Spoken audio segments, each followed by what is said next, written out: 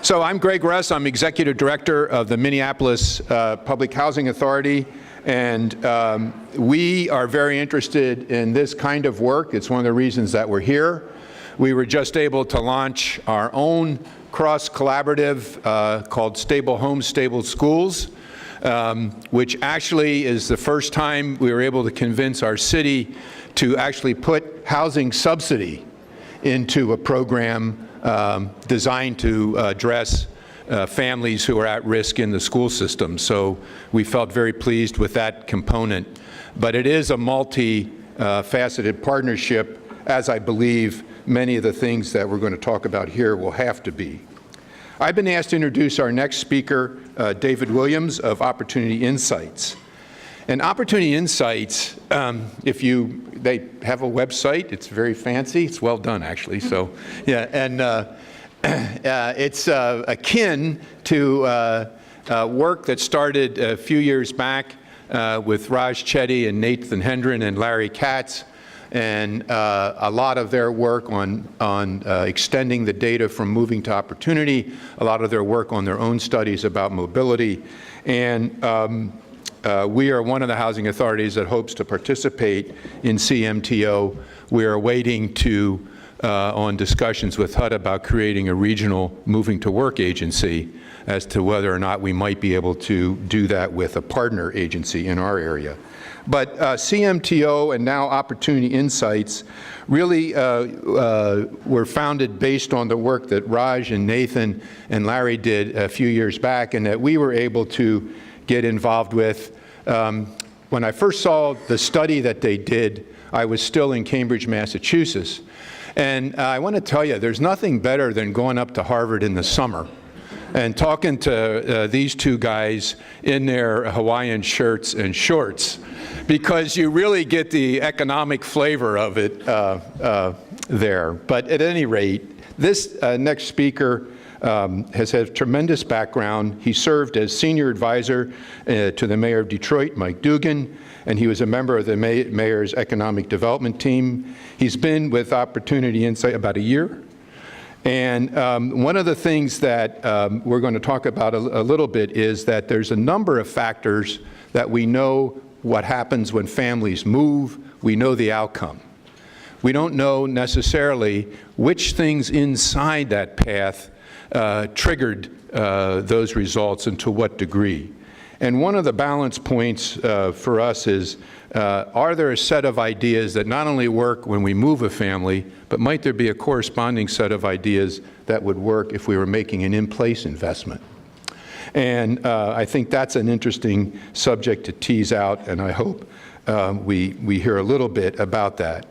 And this is a great opportunity to listen and hear what one of the premier research groups is thinking about, how they're working with big data, and how we'll be able to use it. David will be joined by Colin Groth of StriveTogether, and we're going to have a great discussion.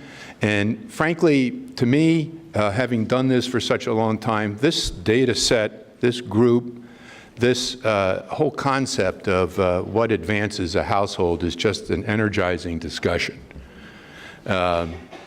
I sort of want to go around now in Minneapolis and give out child allowances. Walking around money, I think it used to be called, but not. But at any rate, I want to welcome our next two, David and Colin. Please come up, and we're looking forward to your conversation. Thank you.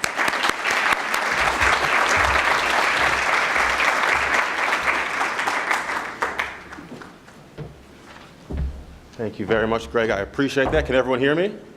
All right, good morning. Oh, no. Thank you for being honest. I appreciate that. Can you hear me now? Is the mic working? It sounds like it's working. Perfect. Once again, my name is David Williams. I serve as the policy director at Opportunity Insights, a research and policy lab based at Harvard, founded by Professors Raj Chetty, Nathan Hendren, and John Friedman. And in my role, it's thinking about how we take research and be more supportive of practitioners and policymakers on the ground. And I think almost more importantly, working on the ground to help make our research agenda more responsive to the needs of the people doing the actual work. nervous because I'm going to try to incorporate interactive polling technology with a live presentation. But I want to keep people engaged, not just talk at you for the next 20 minutes. So if you're interested in participating and you have a smartphone or laptop, if you go on to pollev.com/opportunity232, you can log into the software, and then I'll ask a few questions during the presentation. I want to get your feedback and really make this a dialogue. But so before we dive in, I want to start with thinking about the concept of the American dream. A multifaceted idea, but one that cores around if you work hard, if you provide for your family, the assumption is your children will live to be more successful than you, that they'll be able to rise up the income ladder. And our research group tried to quantify it and think critically about, is this dream, is this assumption of upward mobility still a reality? So what we've done is, using historical IRS tax records, comparing earnings of children to their parents. And looking at that, in the 1940s, the American dream was a virtual guarantee. That over 90% of kids born in that decade grew up to earn more than their parents. They had higher than their parents. But we've seen that that dream has faded. So much so that by the time you get to the 1980s, for kids born like me in the 80s, that dream has turned into a coin flip. It's a 50-50 proposition, whether we will live the American dream, be more successful than our parents. And I think in many core of a lot of the cultural and political frustration we're seeing today, that this assumption of growth and development and prosperity has become so fleeting for many, and in some ways helps animate our work. Right? How do we use big data and research to reverse these trends? So my role is thinking about taking big data, taking the research we do, to think about how we support practitioners to actually create scalable policy solutions, to help low-income families, to empower low-income families, help them rise out of poverty, to help us create stronger communities, and again, reverse these trends at the national level. So we use big data to study how to increase upward mobility.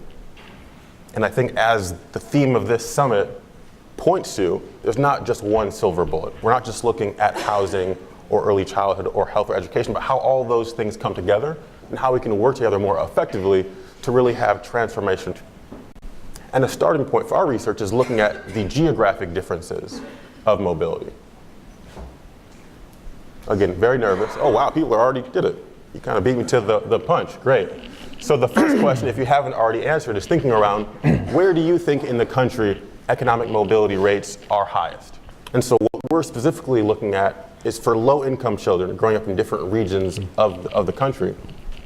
And we use IRS and Census Bureau data to track this. What are their long-term outcomes in adulthood? And are they earning more than their parents? So we see a lot of folks are very bullish on California and the New England and Mid-Atlantic region, some Texas folks.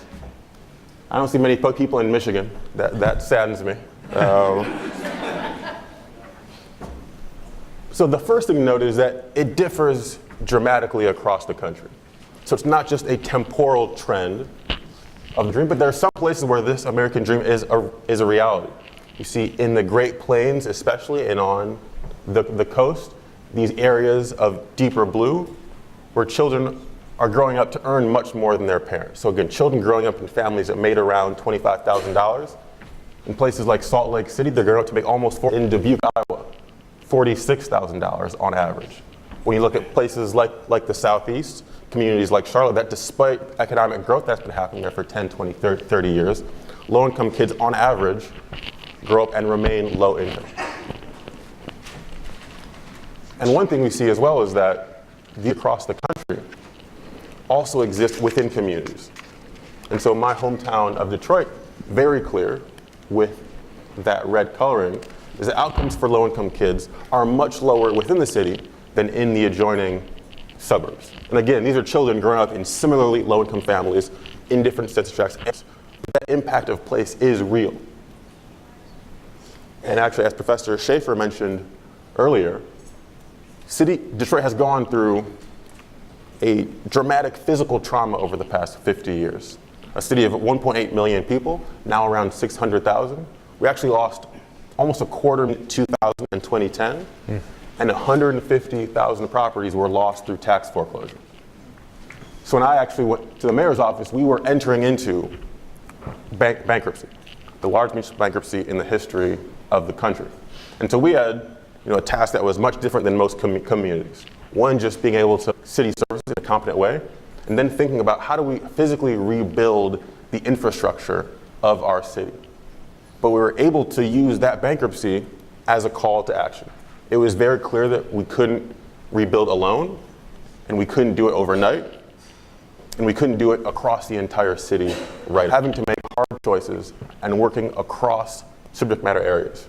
So first targeting blight removal, leveraging housing investments in very targeted ways, and thinking about how do we invest in neighborhoods strategically, really building on strength to grow in a sustainable, holistic way.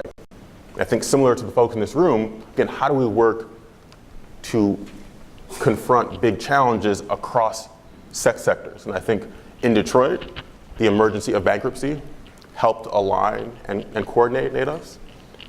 So again, first working to remove blight, and then bringing the philanthropic community and city county governments together with one plan to really raise the funds and support and resources we would need to tackle this challenge.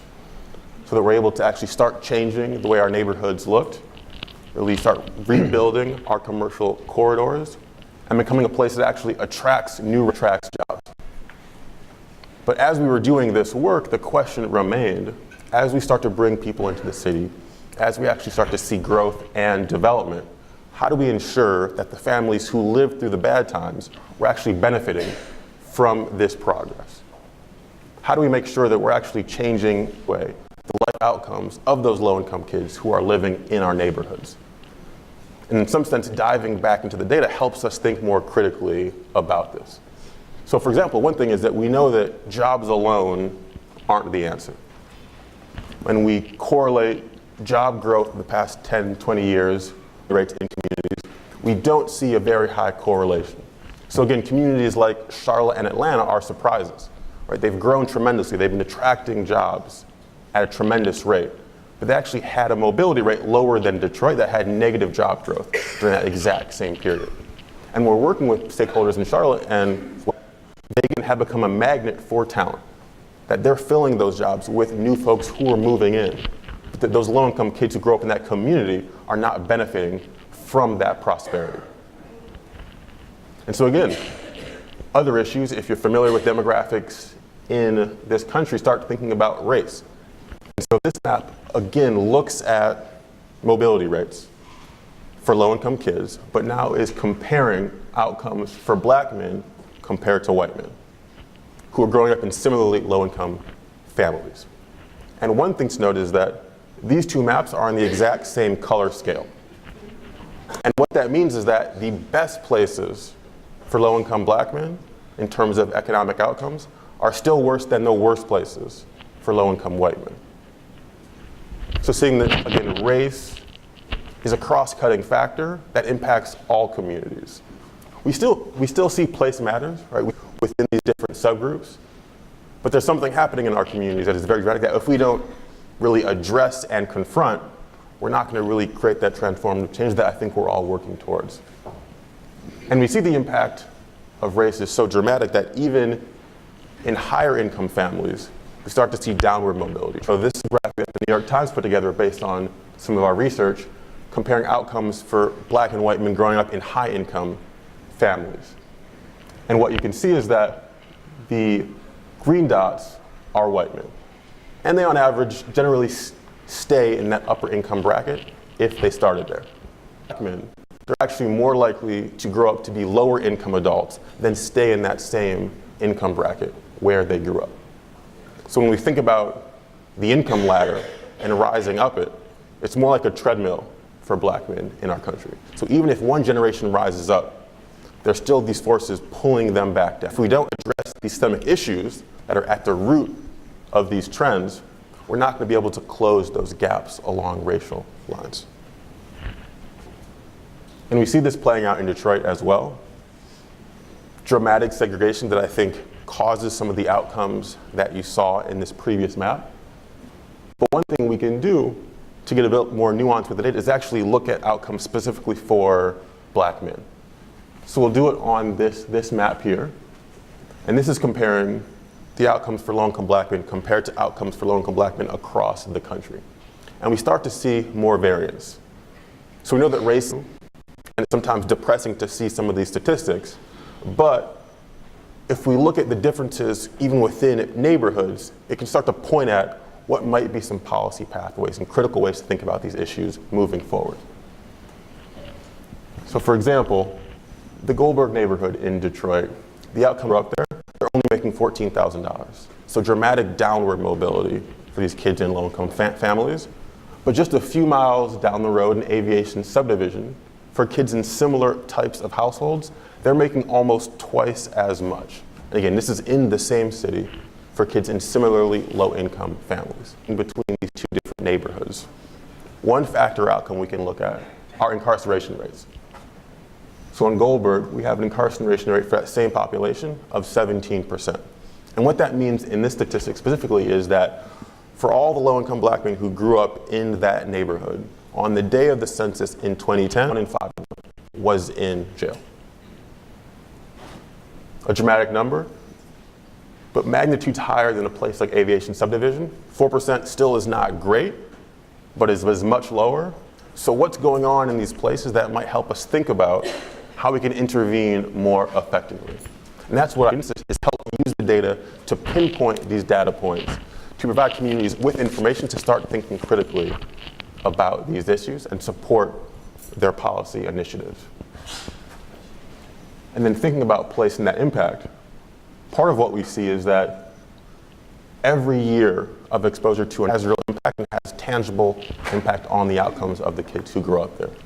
So for those similar neighborhoods, Goldberg and Aviation, for a child who made a move between those places, every year they're in a higher opportunity neighborhood like Aviation subdivision, we see they literally earn more money in adulthood. And we see it's not good, but for every year up until the early 20s, these places have a real impact on these tangible outcomes that we're able to measure. And I mention this because it's not just about the actual moves, but I think it shows that it's not just about the inherent quality of the family or families who live in certain places, but that it has a real impact, and I think points to policies and interventions can make real change happen. And so again, my job is to think about how we take this data, sometimes depressing, and turn it into action and solutions. And again, I think my role is to think critically about how we can be supportive of doing this work on the ground and be more responsive to your needs in general. And so we've been working on 3 different policy pillars. Because we're able to pinpoint places that have better and worse outcomes for low-income children, how do we start reducing segregation, right? Reducing the patterns and histories of redlining that have defined our communities for the past 50, 60, 70 years? And how do we create and decrease barriers of access to high opportunity places for our families and children? And how do we more effectively invest in these neighborhoods and communities that have been disinvested in during the same time period? And as we rebuild and support how do we push kids into high quality colleges and universities that can help propel them into stable careers and the middle class? And so a few quick concrete examples is we're very pleased to have had the opportunity to work with great partners at the Seattle and King County to think critically about how we can best start leveraging our housing funding and housing dollars to really create greater springboards to opportunity. And like most communities across the country, housing vouchers are largely concentrated in lower opportunity places. So how do we start thinking more critically about reducing barriers of opportunity places and learning from our partners on the ground what are interventions to help create more opportunities and more options for these families? We have a pilot project right now, a randomized control trial, working on that exact same question. And I think we're feeling optimistic that by actually providing those human capital supports, we're able to further housing work to create greater springboards to opportunity and create more access to higher opportunity places. And I'll put in a little plug. My colleagues from Opportunity Insights and our partners from Seattle and King County and CVPP will be talking about this more in depth about our opportunity mapping specifically and what that work looks like on the ground. I think it's a very of how researchers and academics can work directly with policymakers and practitioners to think more critically about the work we're doing. So if you're interested, please attend that panel later in the afternoon. Then place-based investments and interactive session number. You guys are beating me to it. I wanted to ask a question and fine. So the question is, what characteristics do you think most affect opportunity within communities? And there's a lot of them. When they move too, I like that. Schools, childcare, jobs, transportation, income, segregation, infrastructure, sexism, healthcare. What this points to is that there's not just one solution. And how do all of these things come together, not just in fun infographics, but in the real world? Right? How do we work together to bring all these things together in communities and neighborhoods in comprehensive ways and push them into the middle class, into college, and into stable careers in the long run, and really create greater rates of economic mobility? And some of what our research points to are a few of these factors that we see very highly correlated with higher opportunity neighborhood. So things like a lower neighborhood poverty rate and better school quality are pretty intuitive, right? Schools that have better outcomes for low-income kids are probably good for the neighborhoods where they exist. And similarly, when you have more economically integrated neighborhoods, those are places where you see better outcomes for low-income kids. But there are also factors that are a bit less intuitive in the data is that in neighborhoods that have a higher proportion of two-parent households, the kids in those communities do better on average. That I think is sometimes a controversial issue from both sides of the political spectrum. I imagine there are some folks where just want to encourage marriage. I'm not sure what the policy lever for. On the other side, think about the criminal justice system, right? Why are there in some communities so few fathers present?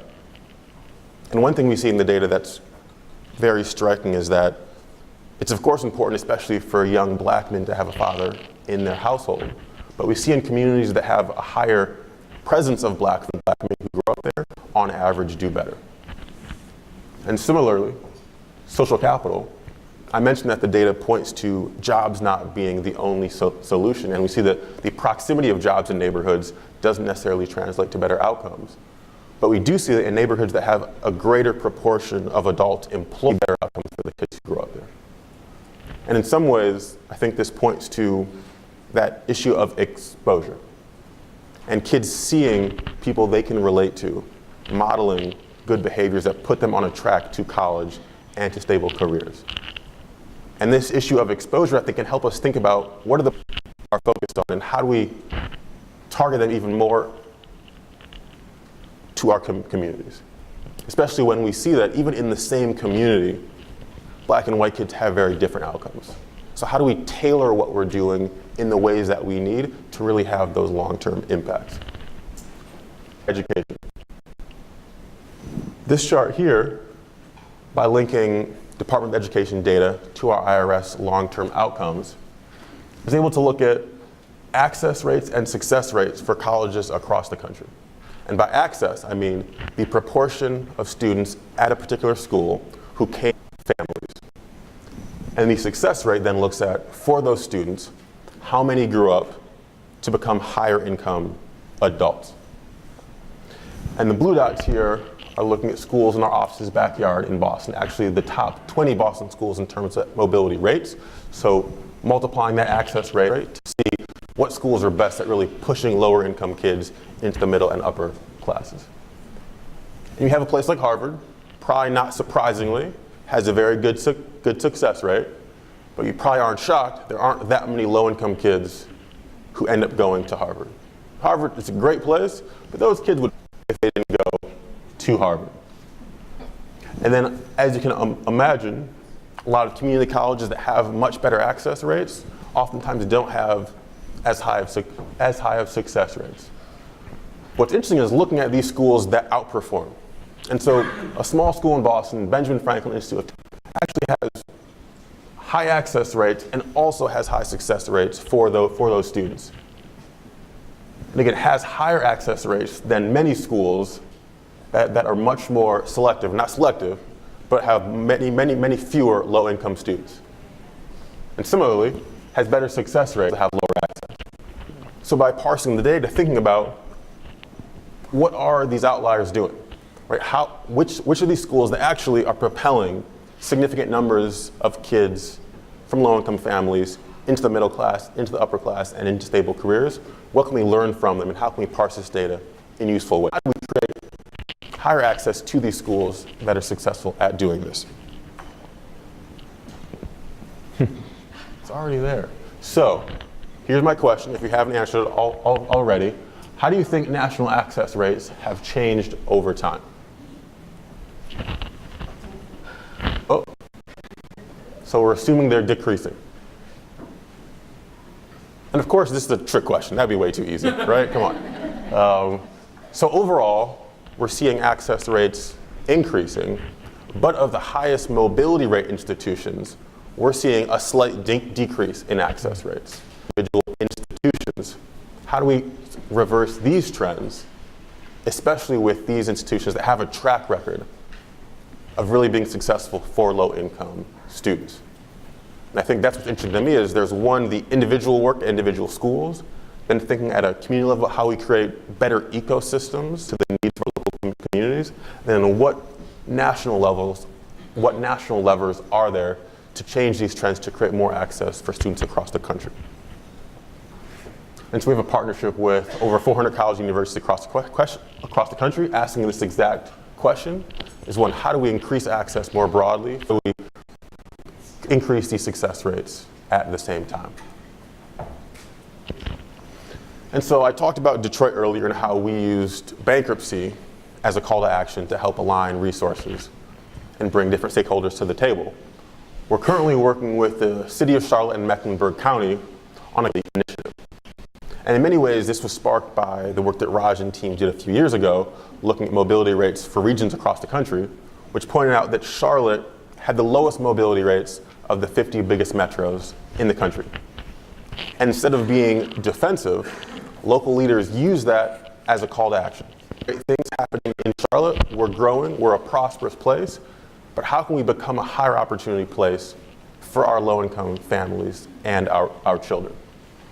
And so they spent 2 years bringing together people from across spectrums, corporate, philanthropic, city, county, to think about these issues critically, to study what families are facing across a range of issues. And we're now working with them to see how big data can be useful to that conversation. So working with Central Piedmont Community College and UNC Charlotte to think about how to increase access and success rates.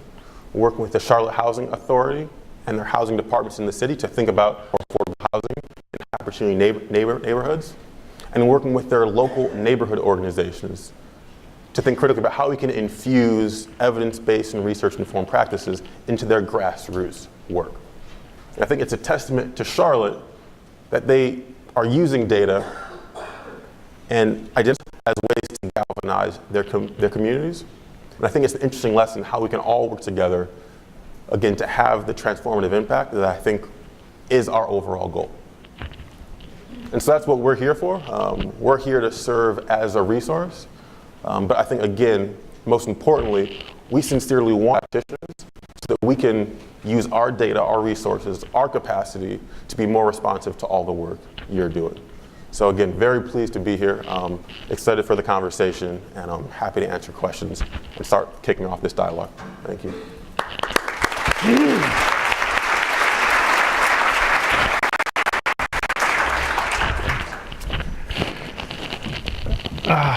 These are really nice chairs.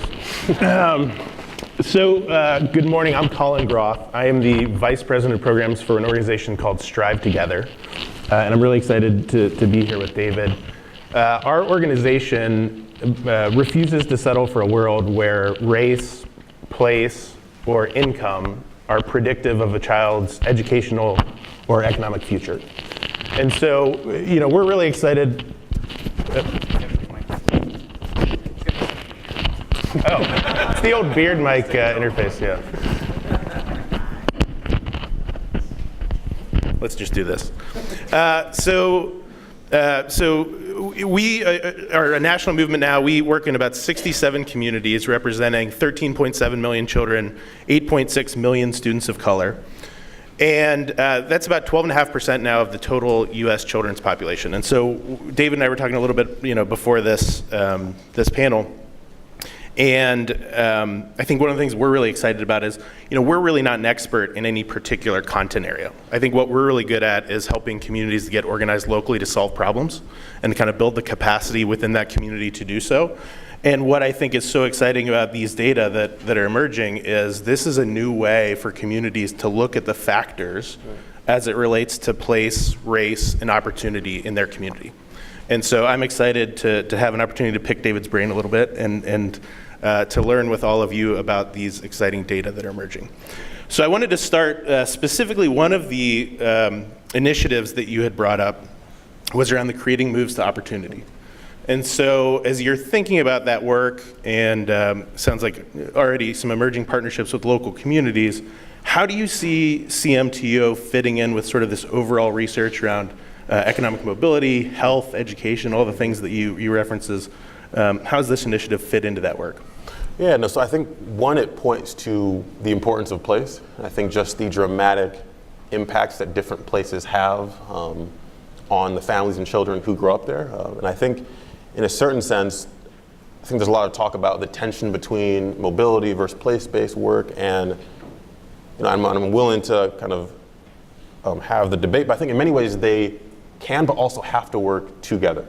I think my assumption is that if we continue to be a country where we're okay with certain communities becoming poor and more isolated and others becoming richer and more prosperous, if we're okay with that, my guess is that we're not going to also be a country that is willing to invest in those places that are being more isolated in the way that we need to.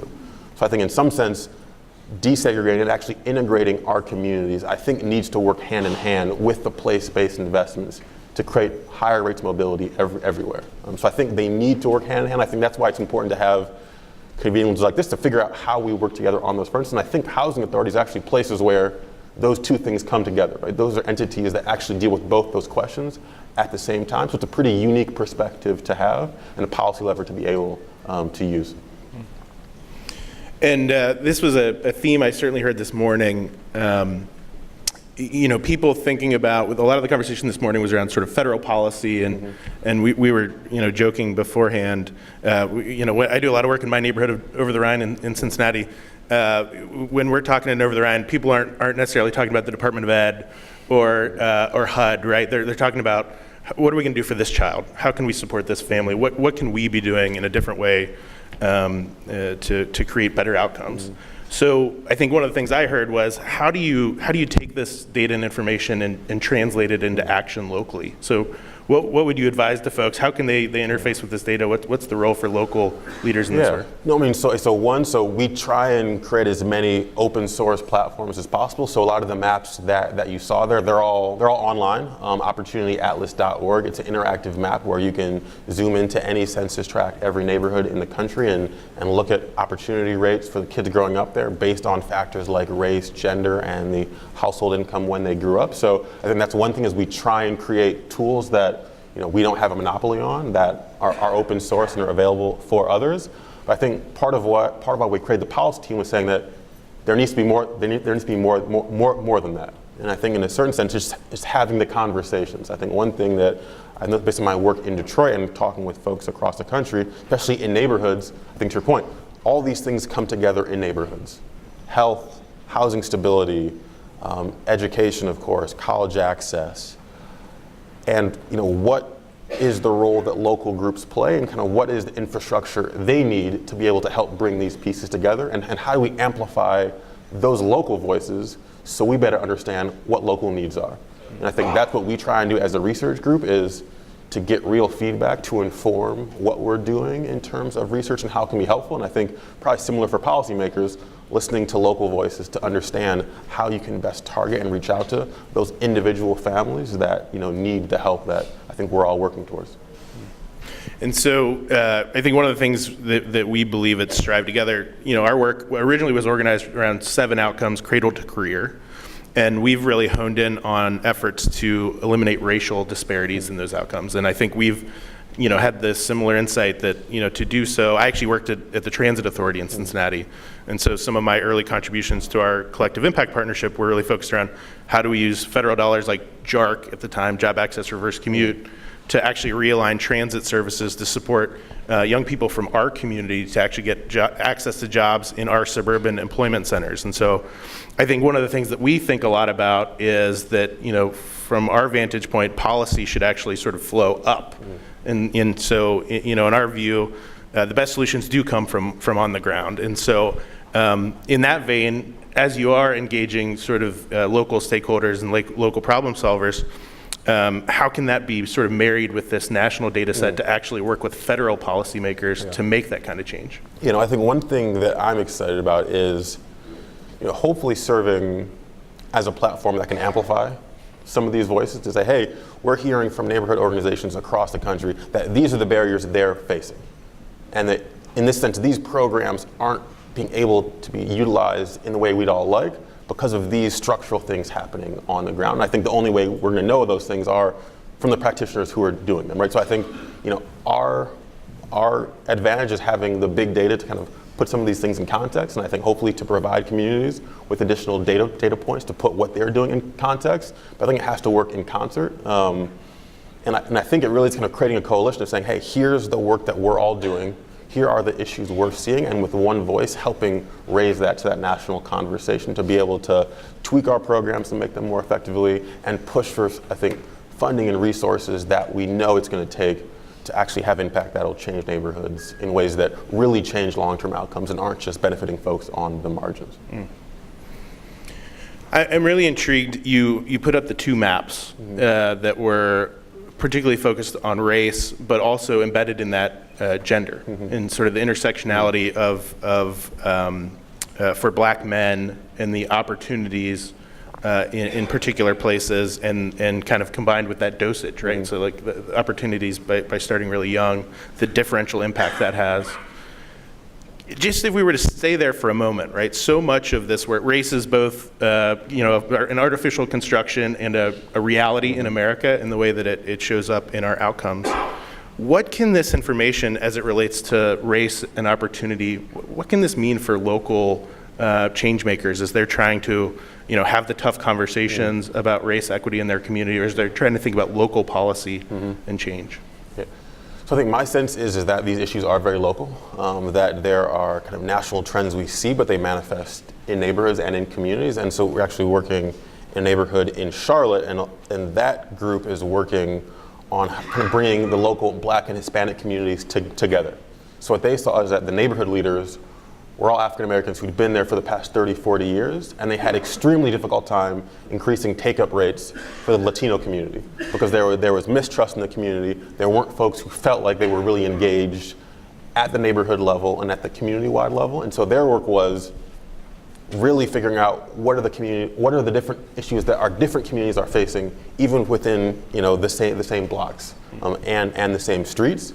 And I think that's what the data points to as well, is that we need bespoke solutions. We need very locally tailored solutions. And I think, it really is about hearing voices from the grassroots and kind of understanding the broader policy agenda, but then how that translates into the local level.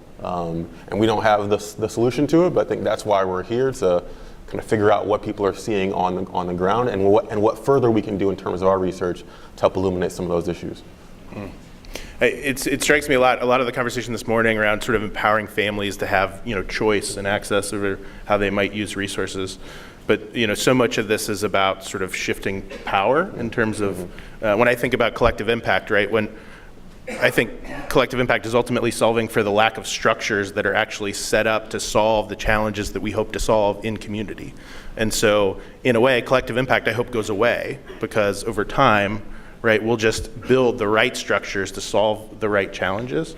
And so I think what you all have done is really created a really powerful way of democratizing data in a way that communities, parents, families could actually access this and draw their own conclusions and think about their own strategies. But given that this is a lot of information and a lot to flip through, like how are you all thinking about, and maybe what are some of the lessons emerging from Charlotte in terms of like what are you learning about how to support local communities and using this data to drive action? Yeah, so I think one thing that I try and balance is sometimes the charts are depressing. So to see such disparity, especially between kind of black and white folks in this country, is a tough pill to swallow. But I think in many ways, if we're not willing to face the issue, I'm not sure how we're going to be able to address it. So I think balancing using data and information to pinpoint these issues and use it as a call to action, but then diving deeper and thinking through, okay, how do we use this data to actually be productive and move toward solutions? And I think one thing we see in Charlotte too is the conversation around the philanthropic community is investing in all these different programs. You know, I talked about, you know, the income ladder versus the income treadmill for black men. I think in many ways, really pointing out the systemic issues that are causing these outcomes in the first place. So we're not just spending $1 billion to solve issues that we're still creating because of segregation, right? Because of kind of modern forms of redlining, because of our criminal justice system. So how do we attack those systems at the same time as we're investing resources in communities as well? Because if we're going to invest all this money but keep locking up all the fathers in our neighborhoods, I don't think we're going to get very far. So I think it's both using it as a call to action to start breaking down barriers and breaking down these systemic issues that we've been dealing with while investing critically in the programs that we've been developing over the years. And you know, building on that, so obviously it's a stark and hopefully catalyzing set of data to be faced with sort of the red on the left and the sort of the blue on the right. But I'm wondering, and I heard Dr. Chetty, I think, was on Hidden Brain, and he was talking about there are bright spots. And so in terms of creating opportunity, I think Silver Spring, Maryland was referenced as a place to look at. What are some of the bright spots that you all are seeing around the country, and what might be learned from some of those places? Yeah, so I think the data point is that, you know, in 99% of neighborhoods in places across the country, there is this kind of extremely wide income gap. At least there's 1%. We got one. And at least that means that there's kind of a few examples we can start going to and look and see what's happening. So I think Silver Spring, Maryland, I have the team kind of looking at some of the neighborhoods, like there's some places in the Bronx and Brooklyn that have kind of, they're almost outliers in terms of outcomes for low-income black men. I think it's like Lafayette, Louisiana, we're seeing some things as well. And again, we don't have the answers there, but trying to pinpoint some of those places and actually talk to folks on the ground and say, what's going on here, right? You know, is it the job market here? Is it different things that are happening, right? And kind of starting to pinpoint those. So that's one thing that we'd love to collaborate on, right? Is kind of use the data to pinpoint some of these questions and work with folks on the ground to do that qualitative work and learn from their lived experience and professional experience to see what's happening there. Yeah, Silver Spring is pretty close. Maybe we'll all take a bus there later and see what's going on. But you know, a lot of the data is unfortunate, but it does help pinpoint some of those bright spots. Well, and I think that's one thing that in the data as well is that I think there's oftentimes the assumption that low-income places and places of color are bad, and richer places with higher incomes and oftentimes whiter places are good. But in some sense, being able to actually track their tangible impact on the kids who grow up there adds a bit of nuance to that conversation. So I think we're often able to see places that, you know, have higher poverty rates, that have lower average rents, actually have pretty good outcomes for the kids who grow up there. So I think it starts to show and add a little nuance to that conversation, kind of help us pinpoint what are those structures? Is it different kind of networks of churches? Is it nonprofits who are actually driving these outcomes and not just these surface level demographics I think we've had to rely on for a very long time? Yeah, it's within our network, actually, Ted December, who's here from King County Housing Authority, in one of our early convenings stood up and was talking about some of the work of the Housing Authority to actually improve educational outcomes and some of the work they were doing around, you know, using data within the authority's programs to actually improve summer learning loss for kids or reduce summer learning loss for kids. It's been interesting. We're starting to see a flip too, where now in a place like Cincinnati, you have an early childhood collaborative that's actually focusing on reducing evictions for families with young children. And so it's interesting, you know, when Ted was sort of first speaking at our convening, people were like, well, you know, wow, what's the Housing Authority doing here? Then everyone went home and said, how do we get our Housing Authority? and then now I think we're seeing a flip at least as well, where now education folks are talking about how are we reducing eviction. And so I think the other theme I heard a lot this morning was how do we move from those sort of isolated solutions that are frankly an epidemic right within our country. We try to solve with programs. And I know tomorrow a lot of the focus is going to be on the systemic disparities, right? We are one of those organizations that believes there's no such thing as a broken system, right? Every system is perfectly designed to get exactly the results that it gets. So if you have pervasive, wicked racial disparities in your system, it's probably because it's set up to produce those. And so if you were to think about that, are there any places or are there any pieces of advice that you would give to local folks or to federal folks in terms of, how can you use data as a translator to actually bring folks together across sector to at least start to drive those policy conversations? Yeah, I mean, so one, if you go through bankruptcy, that might serve as a nice clarion call in your communities. That might not be for everybody. We can scale that. Yeah, but I think in Charlotte, I joke with some of our partners down there that I'm trying to get our data team to figure out how to rank every city 50 out of 50 on some metric. And so maybe kind of using that as a way to galvanize. But I mean, I do think that the entities who are facing these issues and are on the ground, thinking critically about how they forge those partnerships. And I do think kind of candidly that housing authorities see all of this, right? I think housing authorities have the data about their families. They're working on mobility programs and place-based efforts and thinking about health and education, how all those things come together. And I think not pushing for being more collaborative, getting the data out there, and thinking about ways to create connections with city government, county government, philanthropic community to attack these issues from a larger perspective. And I'd be very curious to hear too about, what are the constraints? So, what are you seeing on your day-to-day when you're trying to reach out to other entities? What are the barriers you're facing? And what are the questions that if you had the answers to, it'd be helpful to your practice as well. But I think, again, entities that are so centrally located, thinking around how to amplify those voices to push larger policy conversations is something that I'm extremely interested in. And hopefully the data can serve as a platform to help do that as well. So last question for me. So start thinking about, for those of you in the audience, burning questions that you have for David. But obviously I can't imagine how long it took to sort of pull together all this research. And I know in some cases the research was actually built on looking back decades at early childhood research and actually connecting it to income and tax records, many, many years down the line. So there's a certain element of endurance, I guess, that we should think about in social change, and also a patience for really looking at the long-term impacts of some of these interventions. But I'm curious, just in terms of where you all are with the research, what are the next sort of sets of questions that you're looking to answer?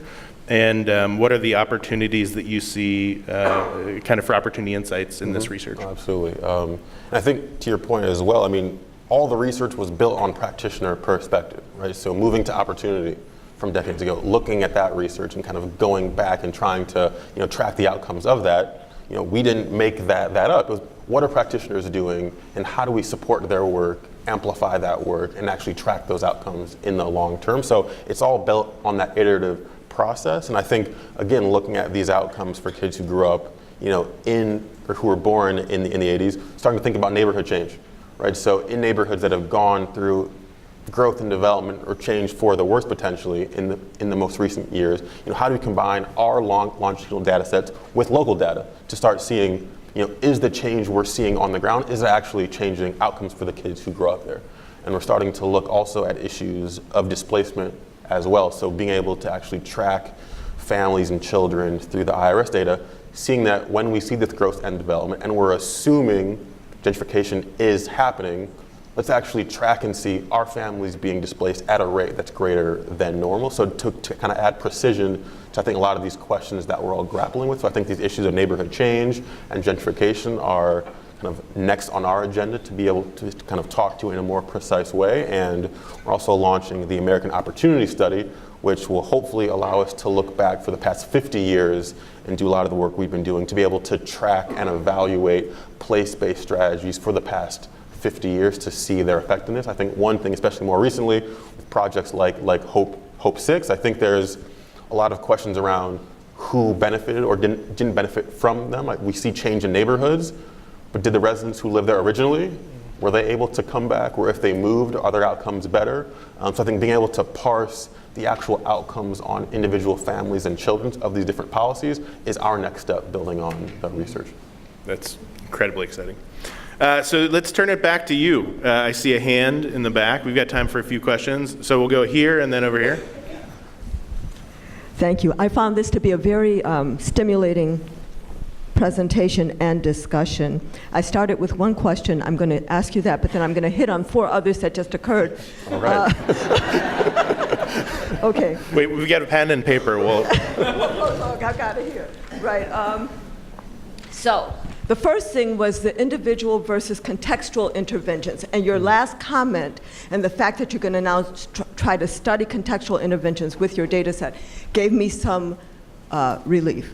But right now, all of your data, because now I'm understanding, because it was based on practitioner stuff, and because we in this country have a very narrow focus on the individual, right, means that the data that you've been looking at so far have been very individual. And so when you talk about creating moves to opportunity versus place-based interventions, and then you say, oh, there's a nuance here and a nuance there, I'm like, no, what we have to recognize is that this country is so narrowly focused on the individual that it makes systems and structures appear to be invisible or irrelevant. That's part of the background. You said, do you think that people looking at these data with this versus that? We need to attack some of those basic tenets. We need to understand the myth of meritocracy as guiding the interpretations of the data, the story that goes, if you work hard, you'll make it, without recognizing uneven playing fields,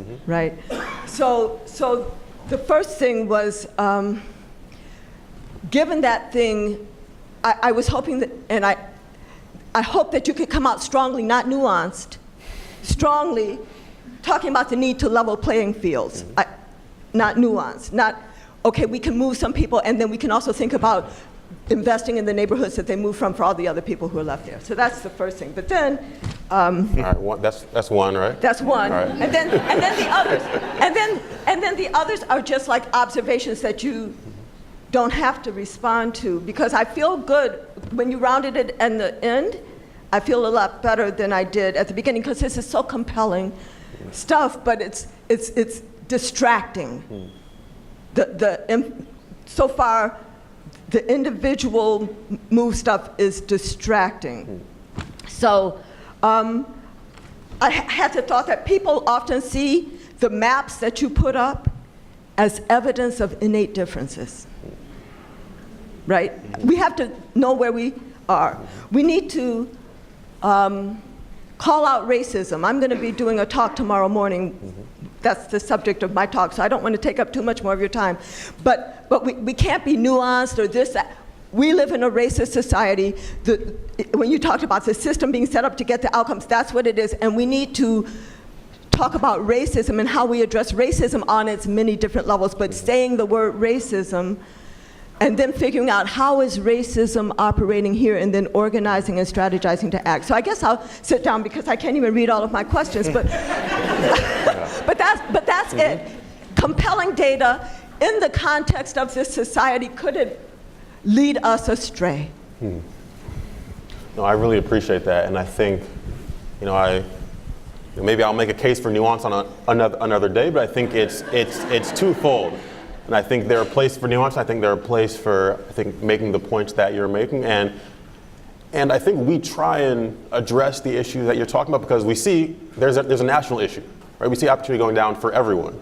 And we see that on a neighborhood level and community level, we see disparate outcomes. So I think that points to, yes, there are individuals and they have different outcomes, but there are neighborhood level things happening, there are community-wide level things happening, and there are national level things that are happening, and those all require very different kinds of policy interventions, right? So if I'm talking to someone who does local neighborhood work, they might not have the opportunity to change the opportunity structure for their entire community, but I still want to support their efforts that are very local. But I think your point is well taken, that we don't just do that maybe more nuanced, individualized work at the expense of the larger system change that we need.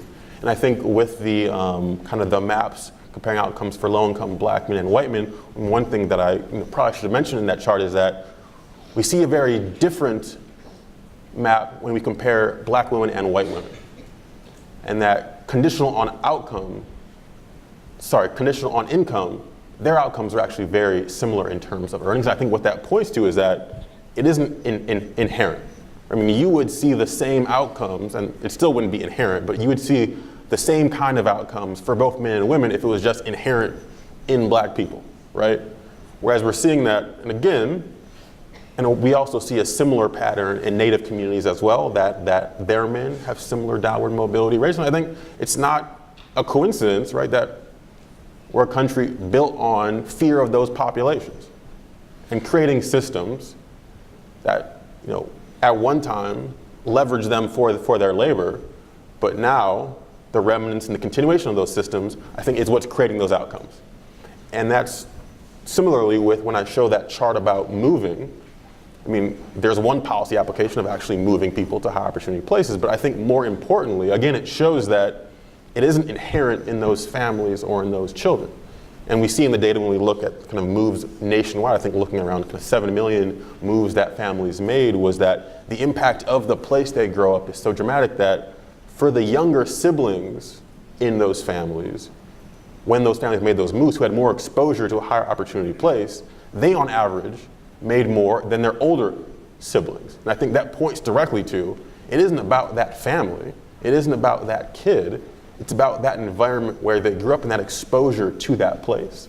So I think that's what we try and show, is that policy matters, place matters. There are real levers that can influence these outcomes, and it isn't just about the characteristics of the people who grow up there. And so I think that's one thing that I have to balance, is that when do we have the nuanced conversation to support the discrete policy initiatives that folks are working on, and then how do we use the data to, I think, push for these larger systemic changes that I think will have to happen if we want to see real progress.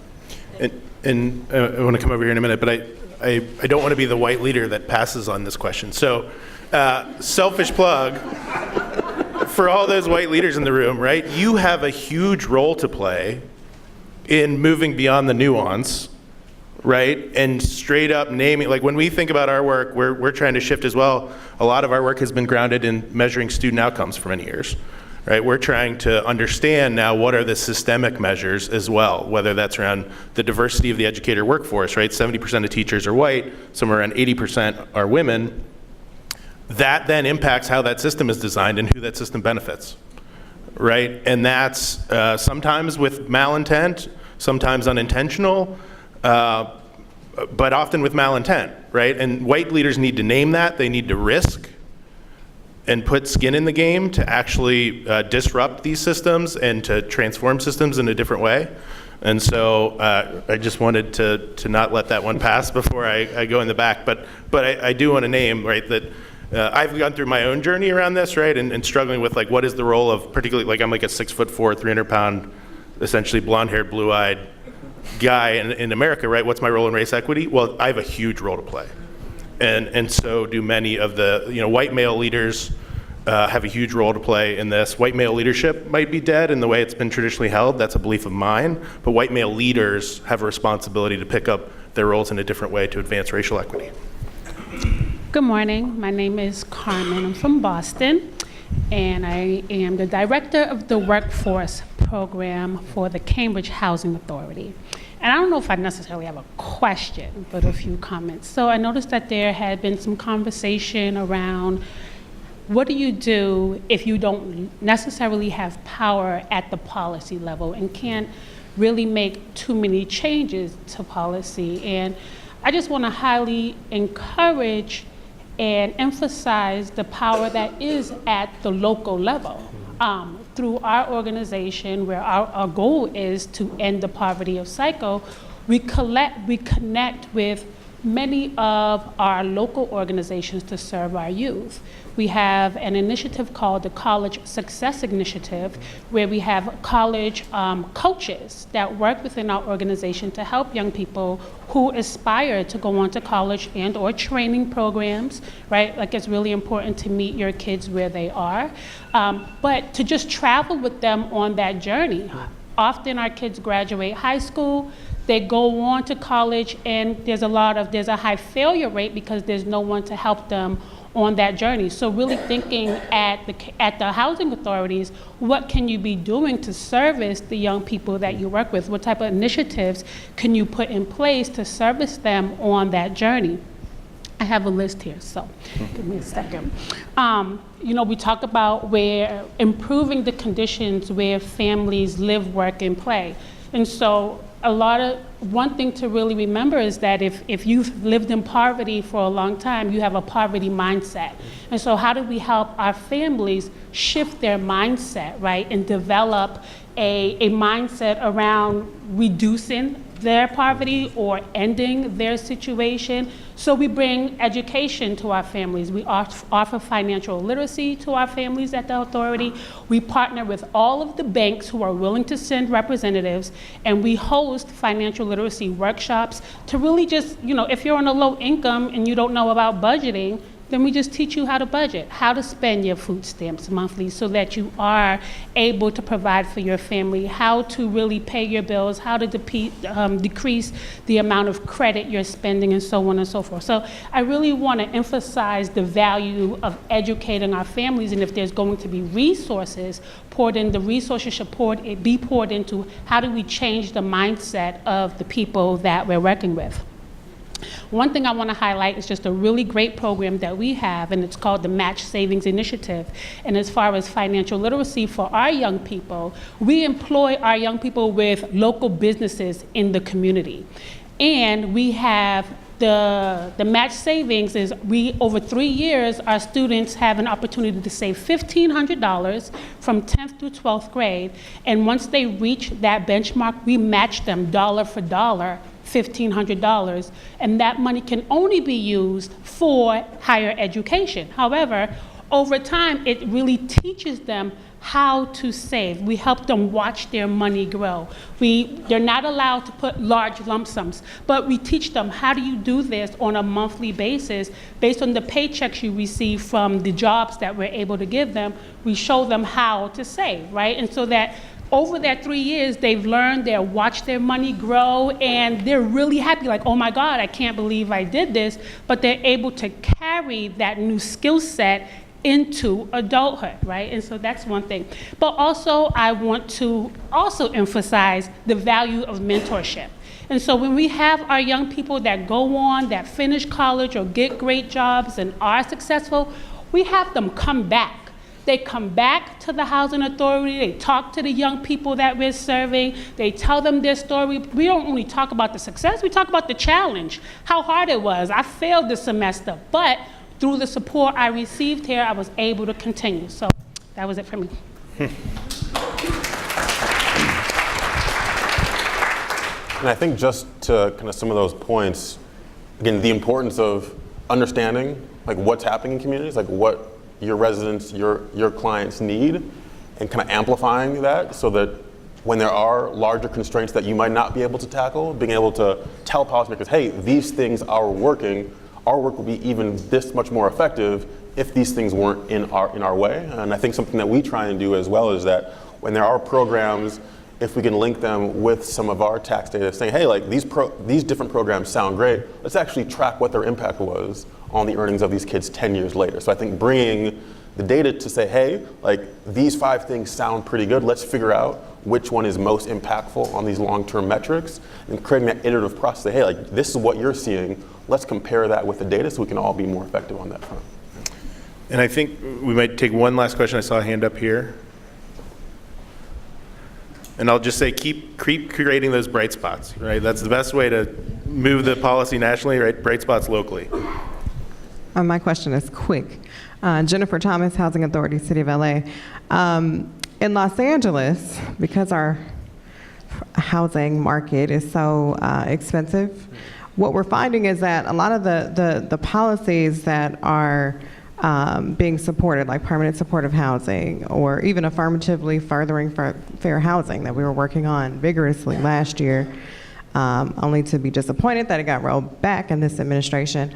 But I mean, that was the impetus of that policy, is to look at these isolated communities of poverty, to provide more access to resources. And then you have an administration that comes in and says, okay, that's no longer the focus. And so as PHAs, we're caught in the middle of these policy shifts. We're taking on more, right? So we're promoting college readiness and job readiness, but then our kids are going to failing schools. There's lack of investment in the schools. And so we're not really, at least we're collaborating, we're working with our partners, there's a plethora of resources, but we really have some major threats that are impacting our communities, and then the shifts of our communities. People are threatened by homelessness and all these other things. So I guess my question is, with all of these threats, how does a PHA even navigate some of these things to stay on the course with some of our goals and really trying to support and lift our families out of poverty? Yeah. So that's obviously a hard question.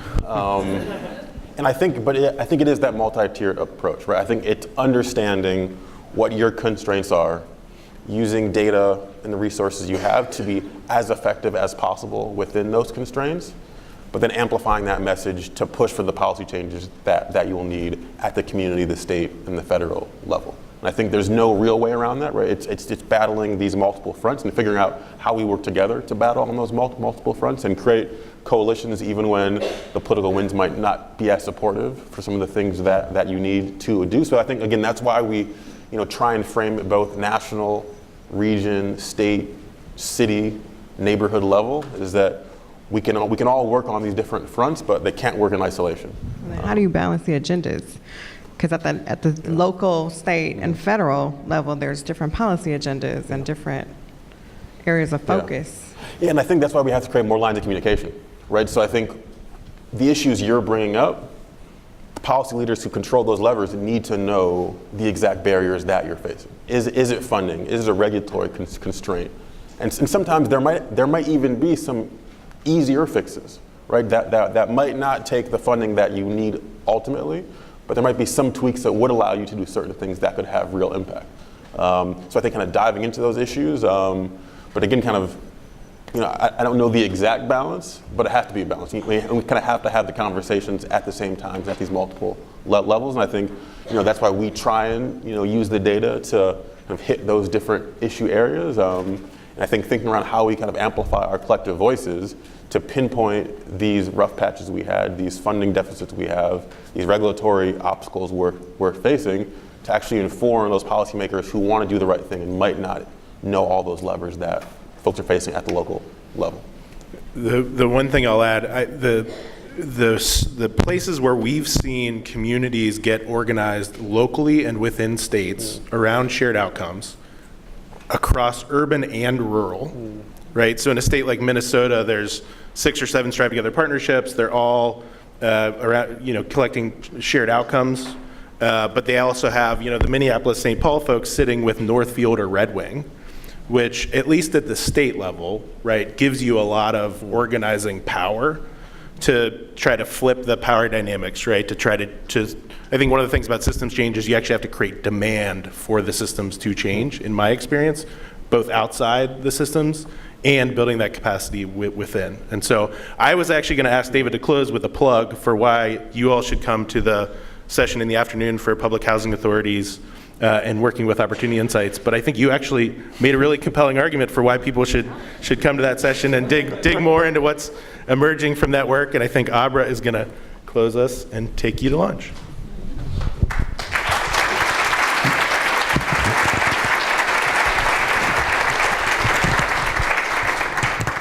Well, thank you so much, David, Colin. We really appreciate your time. We will be breaking for lunch. We invite you to continue what I'm sure will be more thought-provoking conversation during that time. Just a quick note that those of you who have been with us in the past will remember, at the end of lunch, the air walls will be coming down to create space for our concurrent sessions. So please do make sure that your bags, chairs, selves are not in the way of those walls. Thank you again.